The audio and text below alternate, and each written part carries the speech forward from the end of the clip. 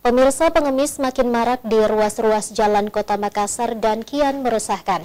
DPRD Kota Makassar harap pemerintah Kota Makassar beri perhatian khusus terhadap penertiban pengemis jalanan.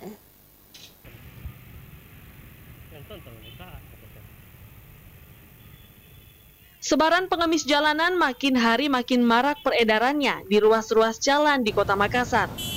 Kota besar seperti Kota Makassar menjadi sasaran empuk bagi para komplotan pengemis untuk melancarkan aksinya. Pasalnya, tingginya mobilitas dan aktivitas masyarakat di perkotaan, serta besarnya empati masyarakat untuk berbagi, menjadi alasan menjamurnya pengemis di jalanan. Legislator DPRD Kota Makassar Muhammad Yunus mengatakan, maraknya pengemis jalanan kian mengganggu dan meresahkan pengguna jalan, sehingga sudah seharusnya pemerintah kota melalui Dinas Sosial Kota Makassar memberikan perhatian khusus untuk melakukan penertiban terhadap pengemis jalanan. Saya melihat ini makin marak sekali, ini pengemis makin banyak, pengemis, dan itu sangat mengganggu. Padahal sebenarnya ini kan sudah ada fatwa dari Majelis Ulama bahwa haram hukumnya untuk memberikan uang di jalanan.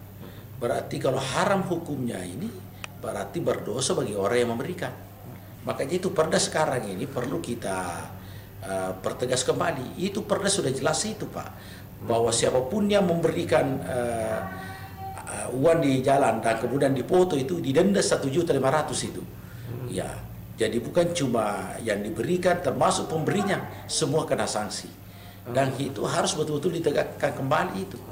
Nah, kalau ini yang ditegakkan, saya kira kemudian di backup lagi oleh fatwa Majelis Ulama, saya kira sudah pasti orang takut lagi memberikan uang di jalan.